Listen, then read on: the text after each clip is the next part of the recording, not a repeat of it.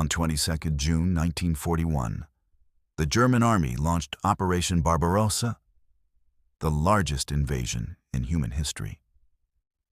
More than 3 million Axis soldiers crashed across the Soviet border in a tide of steel and fire. As Wehrmacht units surged east, burning villages and capturing cities, they encountered a phenomenon that shocked Nazi imagination. Large numbers of Soviet women who fought, tended, flew, and died in defense of the motherland. The existence of armed women on the battlefield was not a mere footnote of war.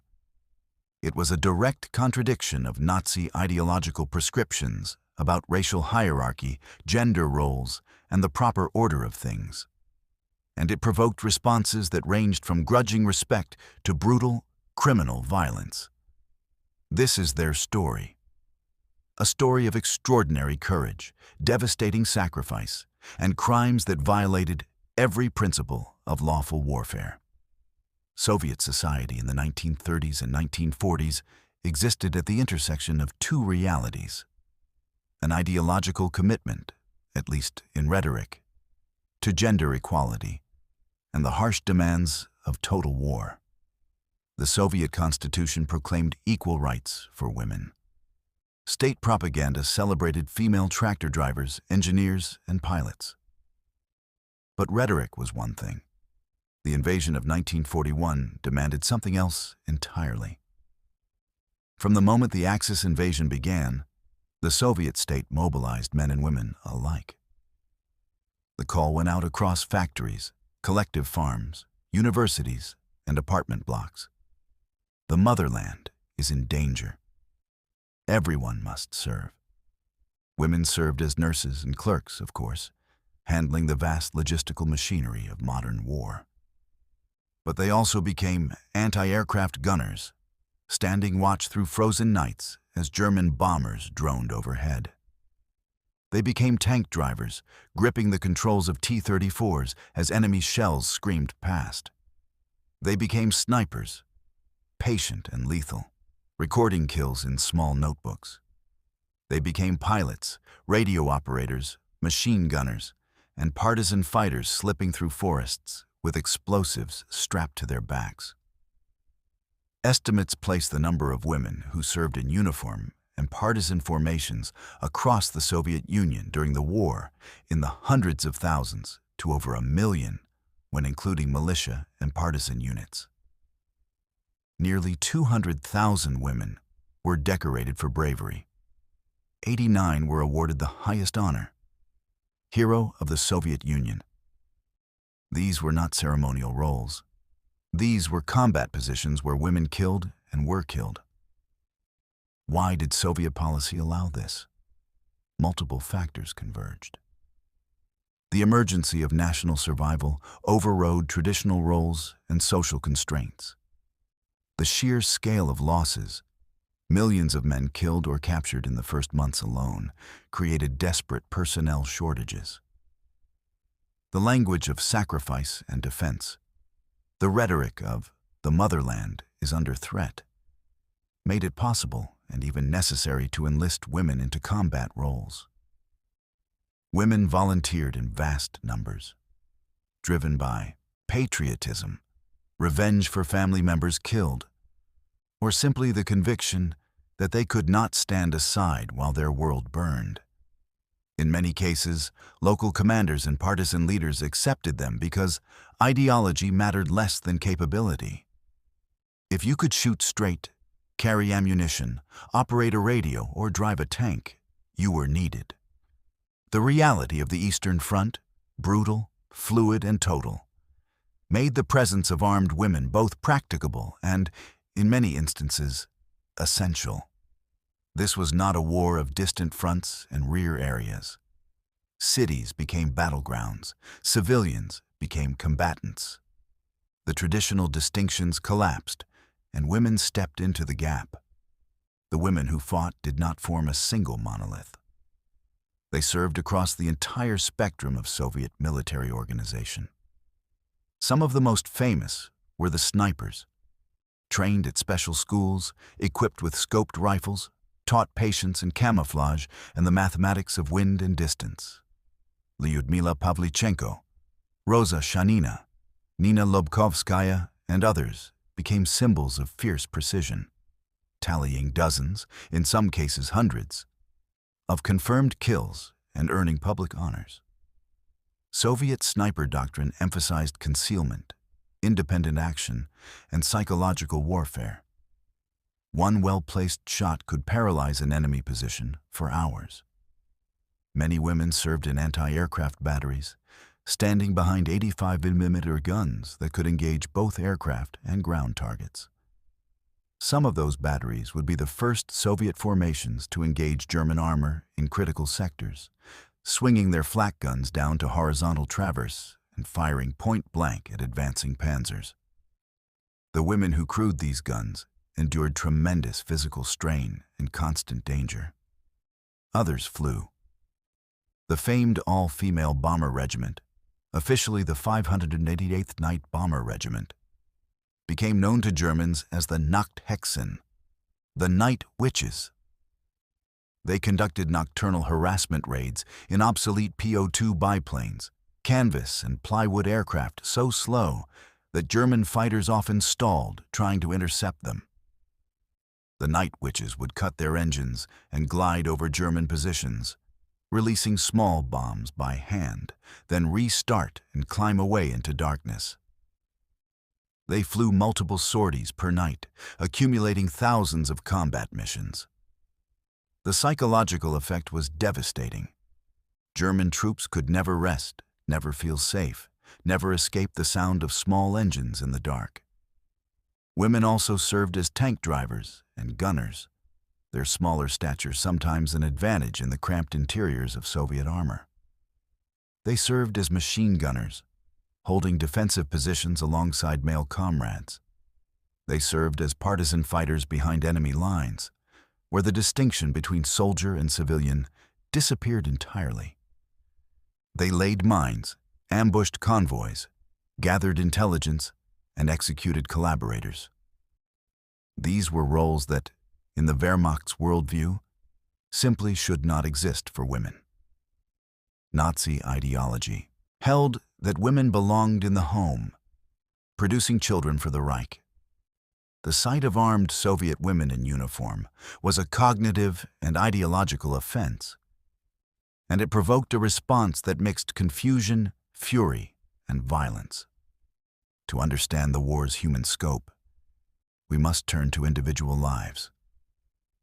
Behind the statistics and the grand narratives are names, faces, voices, people who lived and died in circumstances almost unimaginable. Lyudmila Pavlichenko was 25 years old when the war began. She had been a university student in Kiev, studying history. She was also a member of a shooting club, skilled with a rifle. When the invasion came, she volunteered immediately. The Red Army initially tried to assign her to nursing duties. She insisted on combat. Eventually, after demonstrating her marksmanship, she was accepted as a sniper. Over the next year, she would fight in Odessa and Sevastopol, two of the war's most brutal sieges. Pavlichenko recorded a public tally that made her one of the war's most renowned marksmen. 309 confirmed kills, including 36 enemy snipers. She was wounded multiple times. When she was finally pulled from the front and sent on a propaganda tour to the United States and Britain, she carried her scars and her reputation with quiet intensity. Her voice carried across continents. When American journalists pressed her about makeup and fashion, patronizing this young woman who had killed more enemy soldiers than most infantry companies, she responded with words that cut through triviality. "Gentlemen, I am 25 years old, and I have killed 309 fascist occupants by now. Don't you think, gentlemen, that you have been hiding behind my back for too long?" She met Eleanor Roosevelt. She spoke at rallies. She shamed Western audiences with her directness. And when the war ended, she returned to the Soviet Union, completed her studies, and worked for decades assisting veterans and preserving the memory of those who had not survived. Rosa Shanina was younger, just 20 when she became a sniper. She came from a rural background, had worked as a kindergarten teacher, and volunteered after her brother was killed at the front. She was trained at the Central Women's Sniper School and deployed to the 184th Rifle Division in 1944. Shanina kept a diary, a remarkable document that reveals the mixture of ordinary longing and extraordinary resolution that marked so many combatants. She wrote of fear, of cold, of missing home. She wrote about her comrades, about letters from family, about the small joys of a hot meal or a quiet hour. She also wrote of duty. In her final months, she recorded her kills with precision, noted the faces of fallen friends, and expressed hope for a world beyond war. That world would not include her. In January 1945, during the East Prussian offensive, Shanina was severely wounded by shell fragments while shielding a wounded artillery officer. She died the next day. She was 20 years old. Her diary survived, and in it we hear a voice that is clear, young, determined, and heartbreakingly mortal. Maria Oktyabrskaya was older, 41 when the war began. She had been married to a Soviet officer who was killed in 1941. Grief and rage drove her to an extraordinary decision. She sold all her possessions, donated the money to the state with a specific request, and demanded to be allowed to fight. The money bought a T-34 tank. She named it Fighting Girlfriend and insisted on being trained as its driver. The authorities, perhaps surprised by her determination, agreed. Oktyabrskaya was sent to the front with her tank in 1943. She fought in multiple engagements across Ukraine and Belarus. She drove her tank into combat, coordinated with her crew, and on more than one occasion personally exited the vehicle under fire to repair damage. Welding, hammering, refusing to abandon the machine she had bought with her grief. She became a minor celebrity, featured in Soviet newspapers as a symbol of popular resistance. In January 1944, during fighting near Vitebsk, her tank was hit. Oktyabrskaya was gravely wounded by shell fragments. She died 2 months later from her injuries. She was posthumously awarded the title Hero of the Soviet Union. Her story, personal, driven by loss, and utterly uncompromising, exemplifies the individual motivations that lay beneath official propaganda. Nadezhda Popova flew with the Night Witches, the 508th Night Bomber Regiment. She was 18 when she joined, a young woman who had dreamed of flying since childhood. By the war's end, she had flown 852 combat missions, more than almost any other Soviet pilot, male or female. She described the experience in interviews decades later. Flying in darkness, navigating by landmarks and instinct, gliding silently over German positions with the engine off, releasing bombs, then restarting and escaping into the night. She spoke of the terror and exhilaration, of comrades lost to flak and accidents, of the absurd plywood biplanes that should never have survived but did. Popova was shot down multiple times and always returned. She married a fellow pilot during the war. He was killed in combat shortly after. She survived, continued flying, and lived into the 21st century, carrying the memories of those dark flights and all the young women who never came home. Then there are the tens of thousands whose names did not make posters or headlines. Partisan couriers, often teenagers, who slipped through forests to bring messages and ammunition between isolated resistance cells. Women who memorized complex instructions because written orders were too dangerous, who navigated by stars and memory, who sometimes walked for days through enemy-held territory. anti-aircraft crews enduring freezing nights while German bombers screamed overhead, women whose fingers froze to metal gun controls, who kept firing through exhaustion and fear. Nurses on the front lines who at times took up rifles when the line was breached, when the distinction between caregiver and combatant dissolved in smoke and screaming. Radio operators maintaining communications under artillery bombardment. Tank drivers who burned to death in metal coffins. Machine gunners who held positions until overrun. These individual stories, the famous and the forgotten, show that women's participation was not symbolic. It was not propaganda alone. It was material, fierce, and costly. They fought, they killed, they died. And the enemy's response would be shaped not only by military necessity, but by ideological hatred. German soldiers and commanders met armed Soviet women with a mix of incomprehension and ideological fury. The Nazi worldview had no category for this phenomenon. Women were to be mothers, homemakers, guardians of racial purity, passive, submissive, decorative. The idea of women as combatants, particularly Slavic women whom Nazi ideology classified as racially inferior, was a profound offense to their constructed reality.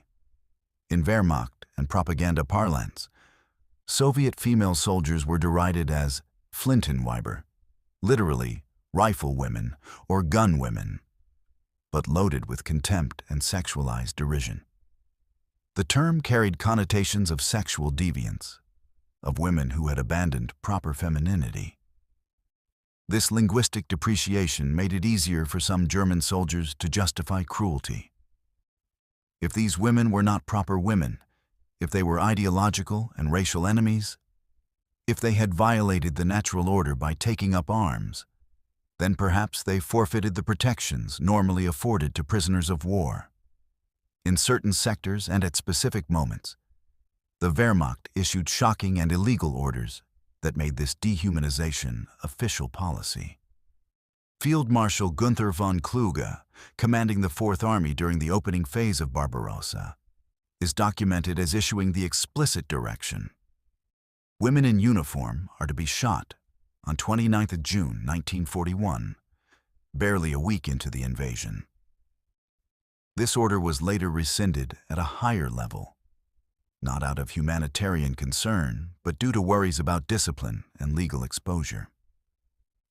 But the initial instruction and similar directives issued by other commanders reflected the ideological disgust and contempt felt by many in the German High Command. Another infamous directive was the so-called Severity Order, issued by Field Marshal Walter von Reichenau on 10 October 1941. Reichenau commanded the Sixth Army and was known for his Nazi fanaticism. His order instructed troops on the ruthless handling of alleged partisans, commissars, Jews, and politically suspect personnel, categories that explicitly included women fighters.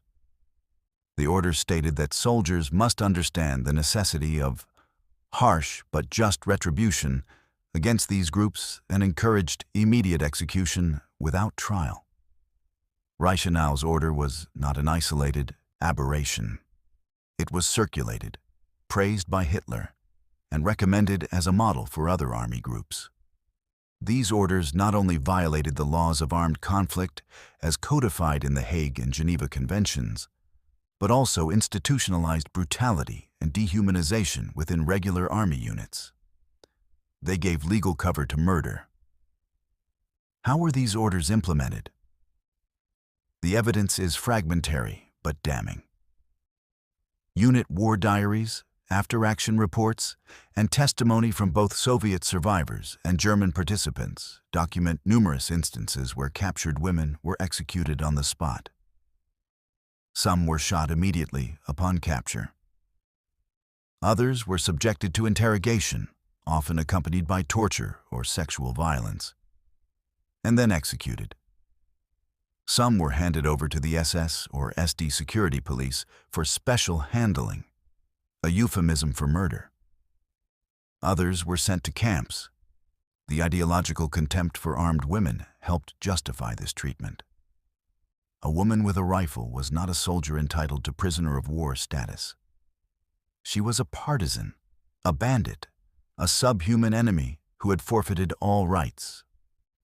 This reasoning, though legally and morally bankrupt, provided a psychological framework for atrocity. The situation was further complicated by the partisan war. Thousands of Soviet women fought as partisans behind German lines, often without uniforms or clear military organization. Under international law, partisans could be considered unlawful combatants if they did not meet certain criteria: wearing distinctive insignia, carrying arms openly, conducting operations under responsible command. But the German response went far beyond legal detention and trial. German anti-partisan operations were characterized by extreme brutality. Entire villages suspected of harboring partisans were burned. Civilians were executed en masse as reprisals. Women found with weapons or suspected of partisan activity were routinely killed. The distinction between combatant and civilian, always fragile in partisan warfare, was deliberately erased by German policy. This created a grim paradox. Soviet women fought in irregular formations because the invasion had shattered traditional military structures. German forces then used their irregular status as justification for atrocity, and the cycle of violence spiraled beyond any constraint of law or humanity. Measuring the operational impact of women's participation is complex and must be approached on multiple levels. In narrow tactical terms, female snipers inflicted casualties and occasionally stabilized small sectors. A skilled sniper could pin down an enemy unit, disrupt movement, and impose a psychological cost far beyond the physical casualties inflicted. Soviet sniper doctrine exploited this. Snipers targeted officers, specialists, and isolated soldiers, creating an atmosphere of dread. The fact that some of these snipers were women added to the psychological impact on German troops. Women serving in anti-aircraft batteries contributed to the air defense of cities and military installations. When those guns were turned on ground targets, as happened at Stalingrad and elsewhere, they became powerful anti-tank weapons. Mixed-gender gun crews fought with desperate skill to hold defensive lines. Partisan women contributed to intelligence gathering, sabotage, and the disruption of German supply lines. They carried messages, guided raiders, planted explosives, and executed collaborators. The partisan movement, though often romanticized, imposed real costs on German occupation forces and tied down troops that might otherwise have reinforced the front. Aviation units, such as the Night Witches, conducted thousands of sorties, dropping small bombs on German positions, supply depots, and troop concentrations. The individual impact of each mission was limited, but the cumulative effect, the constant harassment, the inability to rest, the psychological strain, was significant. German soldiers hated and feared the Night Witches. On a broader strategic level, the mobilization of women had effects that extended beyond individual battles. It allowed the Soviet Union to redirect male labor to critical frontline positions and to sustain production in factories, collective farms, and logistics networks. Soviet women worked in munitions plants, operated tractors, drove trucks, and kept the war economy functioning. This freed men for combat and ensured the Red Army could replace its staggering losses. The Soviet Union lost tens of millions of people during the war, military and civilian combined. It suffered catastrophic defeats in 1941 and 1942. Yet, it rebuilt armies, launched offensives, and ground the Wehrmacht down through attrition. The mobilization of women, both in combat roles and in the broader economy, was a factor in the Soviet Union's capacity to endure, replace losses, and ultimately prevail. Did individual women change the course of battles? Sometimes, perhaps. Did the collective participation of women in combat and support roles contribute to the Soviet war effort? Absolutely. Their service was neither symbolic nor marginal. It was integral to survival. The presence of women in combat did not mean they were treated as warriors when captured. In many cases, it meant the opposite. The German response often blurred the line between military prisoner and partisan, between lawful combatant and criminal. This was especially true when women fought in irregular formations, when uniforms were absent or damaged, or when the captors simply chose to disregard legal distinctions. The ideological contempt for armed women, the belief that they were unnatural, deviant, racially inferior, helped justify brutal and illegal treatment. Numerous reports, unit diaries, and later historical analyses document that female combatants were shot on capture. Sometimes these killings were immediate, field executions carried out by front-line troops. Sometimes they followed interrogation, often accompanied by sexual violence. Sometimes women were handed over to the SS, Gestapo, or SD security police for processing, another euphemism for murder or deportation to camps. Some women were deported to concentration camps rather than killed outright. Ravensbrück, the main women's concentration camp in the Nazi system, held tens of thousands of Soviet women during the war. Auschwitz-Birkenau, primarily an extermination camp, also held Soviet female prisoners. Conditions in these camps were appalling.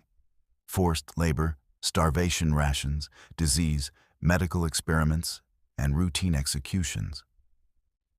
Many women classified as partisans or political prisoners were sent to camps where survival was measured in months.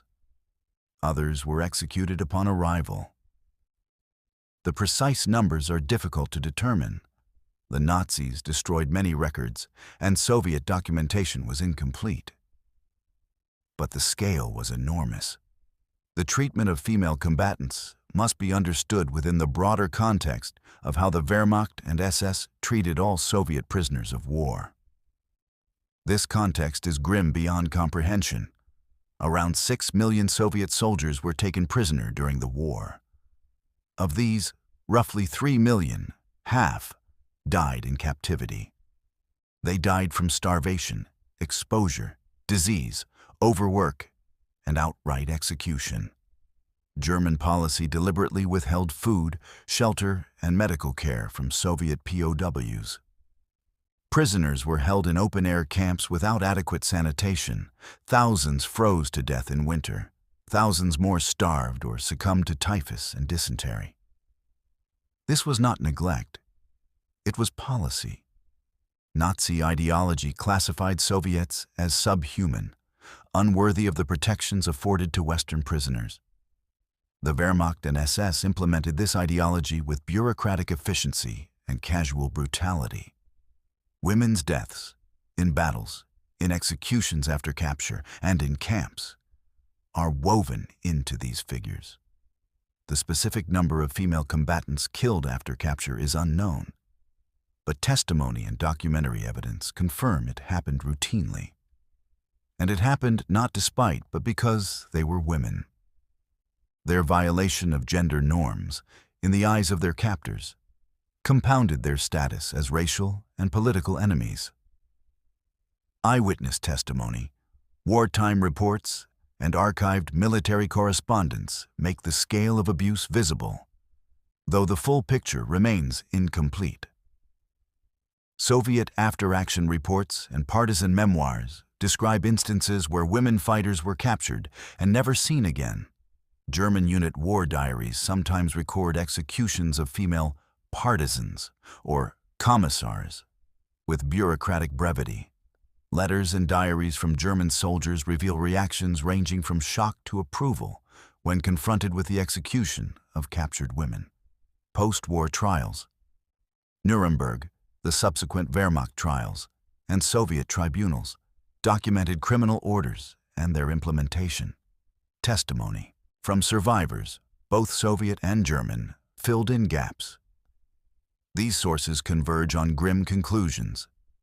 Many female Soviet combatants were treated as outlaws rather than lawful prisoners of war, and this treatment was shaped by ideology, policy, and individual cruelty. When the war ended in May 1945, millions of Soviet soldiers returned home, those who survived. Among them were hundreds of thousands of women. In the Soviet victory narrative, many were celebrated. Decorated heroes were featured in newspapers and propaganda films. Famous snipers like Pavlichenko toured the country. Pilots received medals. The state needed symbols of resistance and triumph, and these women provided them. Yet, in the broader memory of the war, both in post-war Europe and among Western audiences, the scale and significance of women's combat participation was often underappreciated or ignored. Western accounts focused on male soldiers, male generals, and traditional narratives of warfare. The women who fought became footnotes, curiosities, or were erased entirely from popular memory. Even within the Soviet Union, the experience was complex. After 1945, many female veterans returned to lives shaped by trauma, disability, social stigma, and expectations that pushed them back into traditional domestic roles. The state celebrated heroes, but had little patience for complexity or ambiguity. Women who had killed, who had endured capture or rape, who bore psychological scars, often found their experiences minimized or ignored. Records were lost, names forgotten, stories silenced by time, ideology, and the demands of post-war reconstruction. The full picture of their sacrifice was partially obscured, waiting for historians decades later to reconstruct from fragmentary evidence.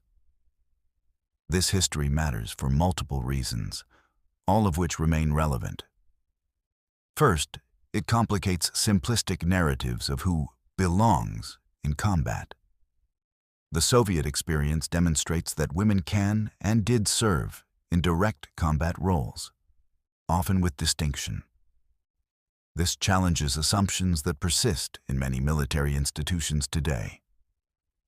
Second, it shows how ideological hatred can warp the rules of war into instruments of atrocity.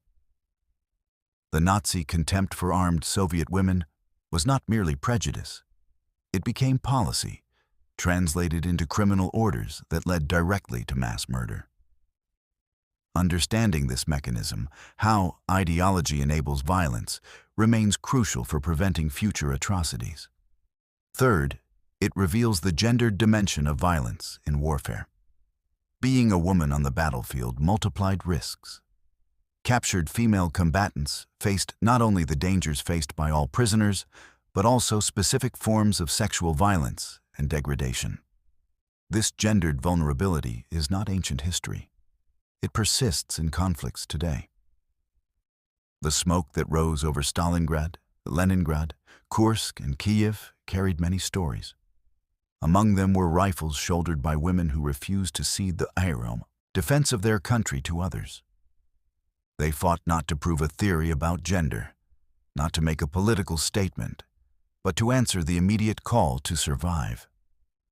They fought because their homes burned, because their families were murdered, because the alternative was submission to an enemy whose ideology promised enslavement and death. Some became heroes. Many died unknown. All deserve to be remembered, not as symbols or curiosities, but as soldiers who endured the full measure of war's horror and who responded with courage that defied every expectation. To remember them is to make the record more precise, to make sure the full costs and the full courage of that terrible chapter are not lost in the ash of history. Their names, their faces, their voices, these things matter, and we owe them the truth.